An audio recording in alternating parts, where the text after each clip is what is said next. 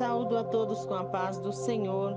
Vamos com nosso propósito, 150 salmos em 150 dias. Hoje vamos meditar um pouco no Salmo 97. Não perca, logo após a leitura do Salmo, uma reflexão. Deus tem uma palavra para o seu coração. Reina o Senhor, regozije-se a terra, alegrem-se as muitas ilhas.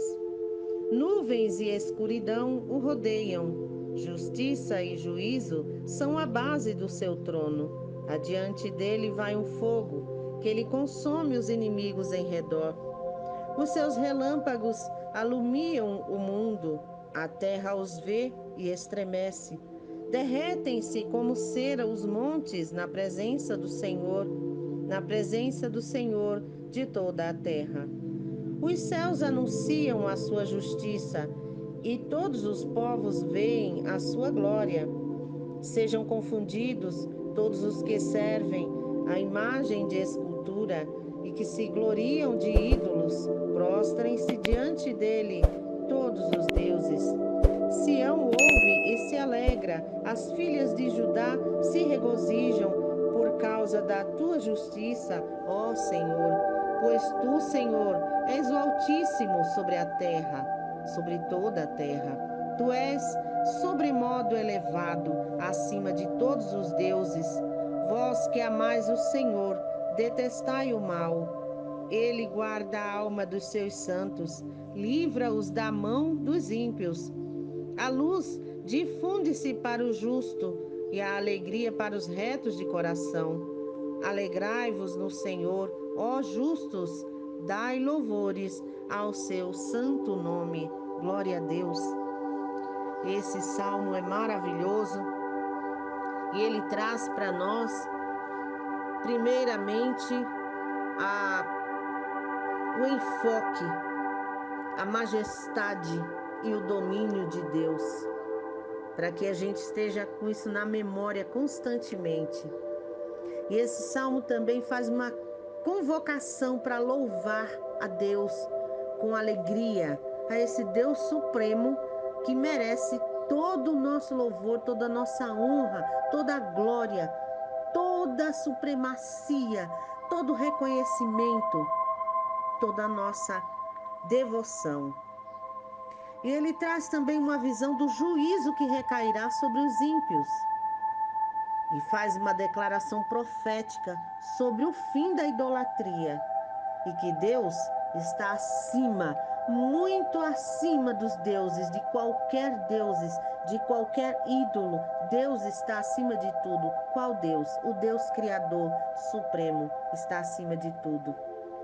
E ele nos traz também a promessa de grande alegria para os justos, aqueles que praticam a justiça, que andam conforme a sua vontade, a sua lei, a sua palavra, a sua santidade.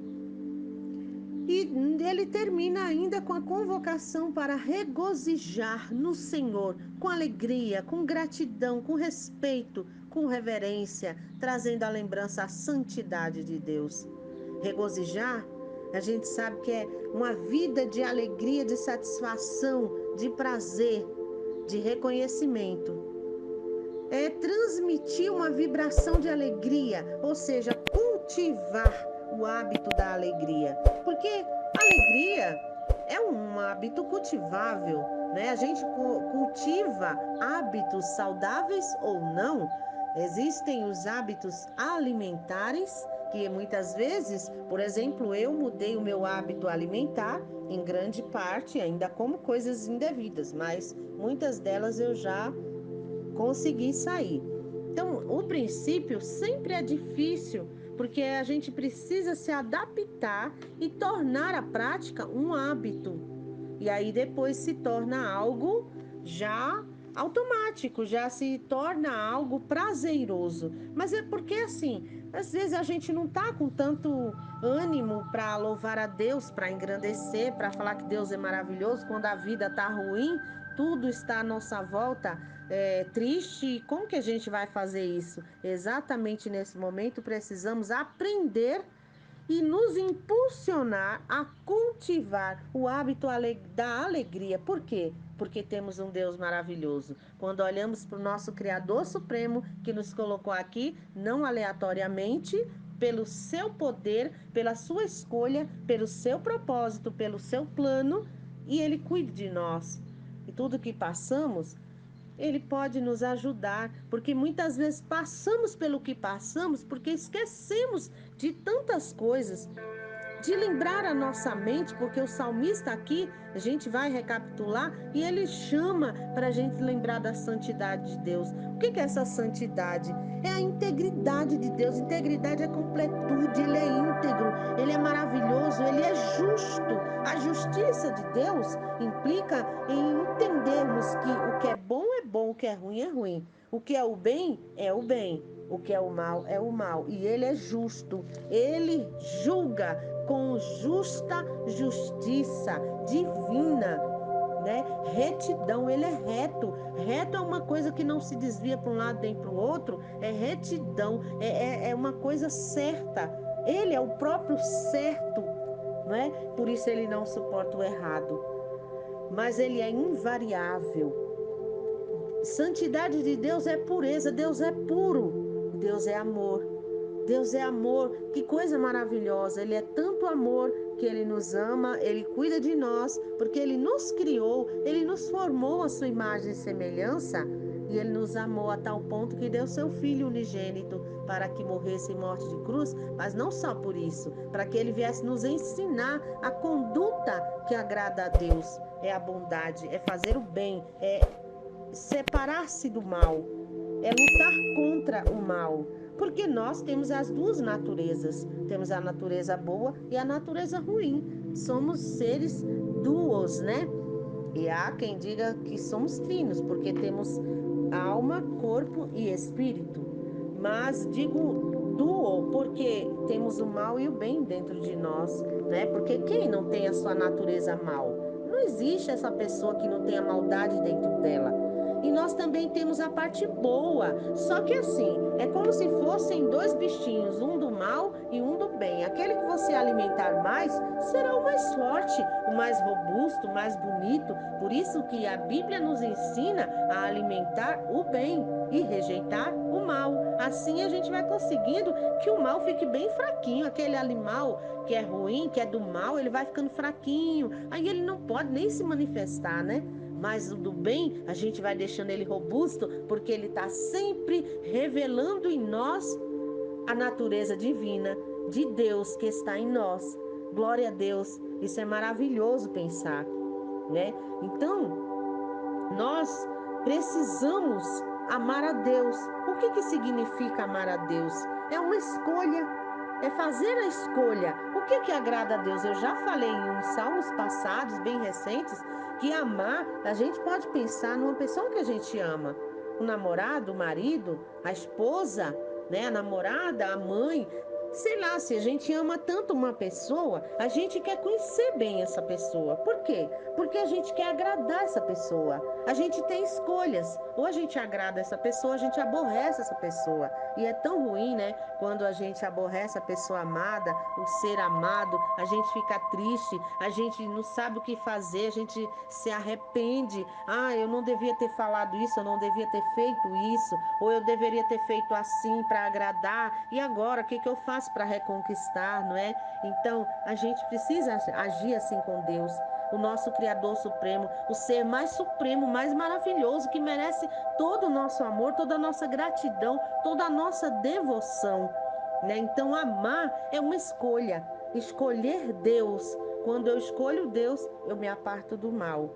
E quando eu me aparto do mal, é rejeitar. O mal vem a mim todo instante, todo tempo, porque a vida é feita de escolhas. Eu amo repetir isso para mim mesma.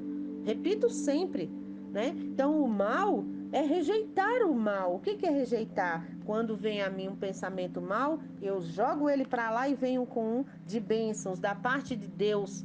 Quando eu venho uma palavra mal para falar para uma pessoa, eu penso direitinho e vou pensar como Deus né, em mim e dar uma palavra de bênçãos. É se arrepender, porque o apóstolo Paulo também dizia: quando eu penso em fazer o bem, o mal já tenho feito. Isso são escorregões da vida. A gente não fez por mal, por intencional, por mal sim, mas não de forma intencional. Mas quando eu percebo, eu me arrependo e vou corrigir aquele erro. Isso é alimentar o bem, não é? Então, Deus, ele deu aos homens, aqui ele fala sobre a sua majestade, né? O Senhor reina, né? Então ele reina, ele continua sendo rei. Ele reina porque ele criou tudo e ele tem o domínio em suas mãos. Ou seja, porém ele deu aos homens a autoridade para usar os recursos naturais e governar. Ele disse lá para Adão: olha, você governa sobre tudo aí, pode dar nome às coisas e seja rei sobre tudo, governe sobre os animais, sobre tudo na terra, né? Então, para manter a ordem. E aí foi crescendo a terra, por isso nós temos governadores, presidentes, líderes de instituições e tudo. E a família também tem os seus líderes, né? Mas para manter a ordem entre as pessoas, porque imagina se fosse tudo desordenado, cada um faz o que quer. Então, por isso existem as regras. As primeiras leis foram as de Deus, né? Porque Deus deu as regrinhas certas para a gente viver de uma forma boa, de uma forma agradável, de uma forma feliz. Infelizmente, ou felizmente, não sei, porque tudo é plano de Deus, o Adão lá pecou, né? A gente fala o Adão, mas foi a Eva. Não, mas Deus deu a ordem a Adão, né? Então ele estava ali com a sua esposa, mas ela comeu e deu a ele. Então ele poderia, ele tinha a escolha de dizer: não, mulher, olha, Deus, vem cá, né? A mulher que tu me desse, ela comeu o que não era para comer e agora tá querendo que eu coma, me ajuda aqui, né? Mas não, ele foi lá, seduzido por ela e comeu. Enfim, vamos deixar Adão para lá e saber que todos nós temos a natureza pecaminosa, porque a Bíblia fala isso, né? Todos pecaram, destituídos estão da glória de Deus, mas há solução para isso. Nós podemos nos achegar a Deus e buscar essa comunhão perdida ali no Éden. Nós buscarmos a comunhão com Deus é possível e é muito gostoso, é maravilhoso a gente ter uma comunhão, sentir a presença de Deus, entender a sua vontade para a nossa vida, porque aqui tem as regras gerais na Bíblia, mas existe um plano, eu sempre falo sobre isso, um plano individual e eu preciso deixar que Deus venha reinar sobre a minha vida, né? Então, como Deus ele deu esse domínio, esse governo aos homens, mas ele nunca abandonou o seu posto, nem o seu trono soberano. Ele continua acima de tudo, reinando com o controle. Porém, ele vai deixando, né? O salmista, ele vem nos lembrar que no final das contas, Deus ele vai julgar com justiça divina. A justiça de Deus é perfeita, porque o seu trono está acima de tudo. É a sua natureza, a justiça. Então, a sua justiça, ela é comparada ao fogo que derrete, que consome. Imagina só a situação daquele que se opõe a Deus, o seu Criador. Então, é bem complicada, né? A pessoa se opor ao Deus soberano, Criador supremo. Então, sabemos que não há lugar fora da justiça de Deus.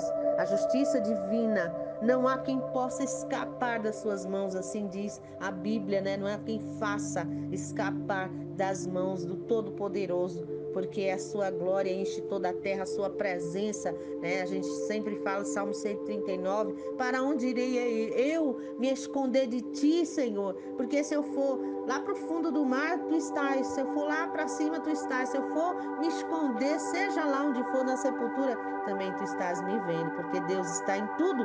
Glória a Deus, né? Então, vamos ver aqui o Salmo. Senhor reina, né? Regozije-se a terra, fique feliz a multidão das ilhas com isso, né? A alegria de toda a terra para o estabelecimento do reino de Deus. Sabemos que Deus já reina, mas ele vai estabelecer o seu reino no final. Esse é um salmo profético, né? como a gente já falou, é um salmo profético, porque Deus ele vai dando tempo aos homens. Já falamos em outros salmos, lá em Pedro, ele fala que Deus é longânimo, ele não tarda a sua promessa. Ainda que eu e você pense que Deus está tardando, não está não. Tudo dele é no tempo certo, porém ele é longânimo, ele dá bastante tempo. Ele tem paciência, porque ele espera que todos se arrependam e voltem ao lugar da comunhão com ele, né?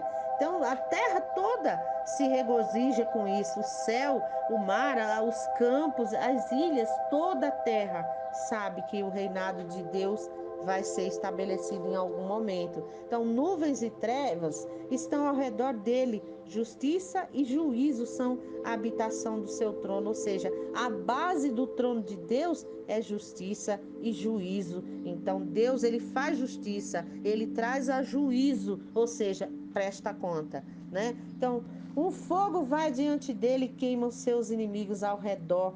Né? Então Deus é fogo consumidor, ele é misericórdia, porque a Bíblia fala que as suas misericórdias são de geração a geração e se renovam a cada manhã. Porém, ele é amor, mas é justiça também, né? Porque Deus é santo, é maravilhoso e ele quer que todos nós também tenhamos essa comunhão com ele para a eternidade ser abençoada, né? Com ele na glória. Então, sujeira não pode habitar nele, né? Então, seu relâmpago ilumina o mundo, a terra viu e tremeu, os montes se derretem como cera na presença do Senhor, na presença do Senhor de toda a terra, né? Glória a Deus, a gente lembra do Salmo 46, né? Que diz, as os pagãos enraiveceram, os reinos se moveram e ele proferiu a sua voz e a terra se derreteu. Isso significa a intervenção de Deus, né? Aí a gente vê que Deus, no momento em que lhe apraz, no momento em que lhe convém, ele age com fogo, como fogo consumidor, de várias maneiras. A gente citaria aqui várias passagens bíblicas que provam que Deus age, Deus intervém. Com a nação de Israel não foi diferente. Deus abriu o mar vermelho, né? Deus mandou coluna de fogo para acompanhar o povo no deserto. Deus colocou nuvem acima, né, para livrá-los do calor causticante, né, do deserto. Deus mandou alimentos. Deus é o provedor, né? Ele é amor, ele cuida, ele é cuidado, ele é providência, providência para prover a necessidade, mas providência também para julgar, para vir a juízo. Muitas vezes a gente na Bíblia vê Deus vindo a juízo com uma nação. A gente entende quando o povo de Israel se entregava à idolatria, a ídolos pagãos, adorando a outros deuses, né? Até sacrificando crianças, a crianças inocentes, ao deus Baal, a deusa Asterote, a deusa, não sei se era deusa ou deus, mas tem esse Asterote, tem muitos outros nomes na Bíblia, né? Então, assim, as pessoas deixavam de adorar o seu Deus Criador, deixavam de adorar aquele que era o Deus de Israel, que cuidava do seu povo e que dava estratégias. Eu acho tão lindo quando Deus dava estratégias para que o povo vencesse. Vinha uma multidão, um exército muito maior, um exército super poderoso, numeroso, para destruir a nação de Israel, e Deus usava os seus servos ali, muitas vezes os reis que andavam no caminho do Senhor, né? A gente vê ali que quando Deus deu estratégia a Gideão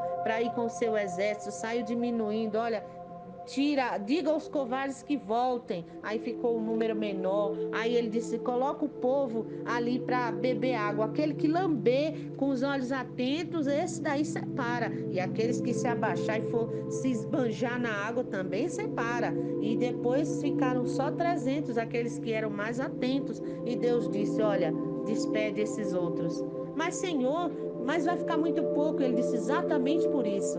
Porque se for um exército maiorzinho, vão dizer que foi na força do exército. Mas eu quero só os 300, glória a Deus, porque Deus conta com aquela minoria que se dispõe a estar na presença de Deus, a ouvir a sua voz, a fazer aquilo que Deus quer para nossa vida. Deus, ele quer que eu e você seja agente de transformação. Olha que coisa maravilhosa, ser agente de Deus. Agente de transformação é aquele que Deus ele ensina, ele capacita e ele envia para você ser agente de vitória na vida de alguém, de bênçãos na vida de uma nação, de bênçãos na vida de uma família. Glória a Deus, que coisa linda! E Deus deu a estratégia a Gideão que fosse com aqueles 300. E ali, Gideão, claro, fez prova de Deus, né? Para ver se era mesmo Deus que estava ordenando, porque era tão absurda. E os milagres de Deus são assim na nossa vida, absurdos. Mas a Bíblia diz que o justo vive da fé. A gente precisa crer, mas para isso a gente precisa ter intimidade com Deus, para que Ele fale e a gente entenda, a gente ouça e entenda. Porque se eu falar para você, ó, vai ali, faz assim, assim, assim, vai ali no mercado para mim, compra isso, isso, isso, se você não prestar atenção, você vai trazer tudo errado, ou você vai esquecer o que eu mandei comprar.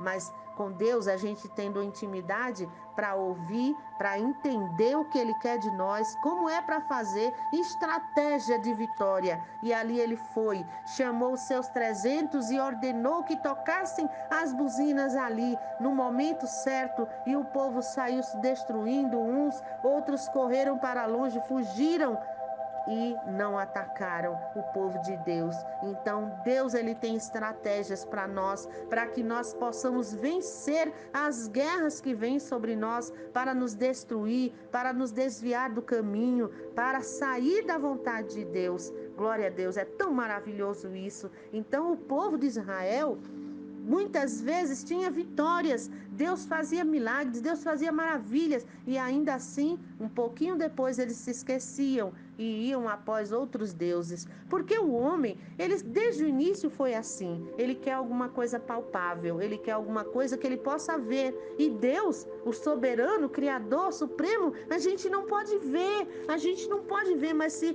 a gente se dedica a ele, se a gente se coloca à sua disposição, se a gente vem com reverência, com respeito, com adoração, com gratidão, com reconhecimento, a gente pode sentir. A gente toma, por exemplo, o vento. A gente não pode ver o vento, mas a gente pode sentir. Assim é Deus, glória a Deus. A gente pode sentir Deus, a gente pode sentir a sua mão sobre nós, a gente pode sentir o seu cuidado e a gente pode ver as suas maravilhas, né? E assim o povo ia após deuses. A gente vê que quando houve lá a separação do reino, que vinha um reino completo, né, de Israel, das 12 tribos de Israel, quando vinha no reinado de Saul, que foi o primeiro rei, depois Davi e depois Salomão, era um rei só. Mas quando o filho de Salomão, né, assumiu o trono, aí houve aquela confusão toda e o reino foi dividido, mas ali era plano de Deus também, porque separou uma nação onde estava ali a cidade de Deus, para separar um povo para adorar a Deus no templo em Jerusalém, se não me falha a memória, em Samaria. E o outro povo do reino do norte foi entregue à idolatria de um jeito, e o rei ali, perverso, para impedir ao povo que fosse adorar a Deus no lugar devido, que era em Jerusalém, colocou ali bezerros de ouro para que o povo adorasse, dizendo assim: olha, vocês não precisam mais ir lá até Jerusalém, é longe, ó. Vocês adoram aqui esse bezerro de ouro mesmo, tá? Que é a mesma coisa que vocês estarem adorando a Deus através desse bezerro de ouro. Então isso era um arrumadinho, né? E Deus não gosta de arrumadinho, porque ele é soberano, e Deus, ele quer o povo seu para ele, né? Imagine você que um esposo e uma esposa, né? Um deve agradar ao outro, né? Deve ter uma comunhão. Mas imagina, vamos fazer, porque Deus, ele comparou também o relacionamento do povo de Israel com o casamento, lá no livro de Oséias, né? Então, imagina você, uma esposa deva agradar ao seu marido, mas aí ela vai agradar outros homens. o marido vai gostar? Não vai não, né? Se você ler Oséias, o livro de Oséias, é uma analogia perfeita de Deus com o homem. Deus, ele perdoa, ele abençoa, ele dá nome, ele honra, e o homem novamente esquece que ele é o seu criador e que ele é maravilhoso. E aí vai trair a Deus, dando ouvido a deuses, a ídolos, a tudo aquilo que desagrada, ao pecado, né? A ingratidão, tudo isso Deus abomina, né? Então ele diz assim, confundido no verso 7, né?